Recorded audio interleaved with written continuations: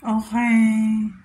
So, ngayon, nandito ako sa hotel and umuulan ngayon sa labas. Kung makakita nyo. Ayan, umuulan sa labas.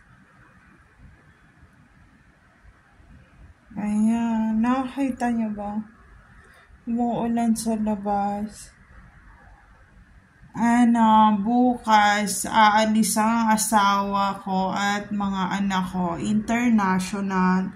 Magpa-flight sila bukas. Hindi ko alam kung anong oras sila aalis. Pero, umuulan ng malakas ngayon. So, ayan, ang lakas ng ulan. And, ang dilim talaga nung kalangitan ngayon. So, ayun.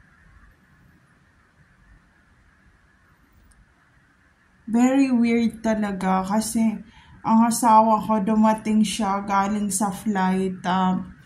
Nakasuot siya ng lows na damit na maluwag na hindi niya sinusuot dati. And sapatos siya ng Converse na fake na hindi naman niya sinusuot before. And t-shirt na hindi ko alam kung saan kinuwang sampayan na madumi na damit. So, ayun, weird talaga. So, ayun, pati yung anak ko, madumi yung mga damit nila galing flight. Ewan ko paano sila nag-flight na madumi ang damit. Mukhang local flight na parang galing lang sa mga tambakan ng basurahan sila galing.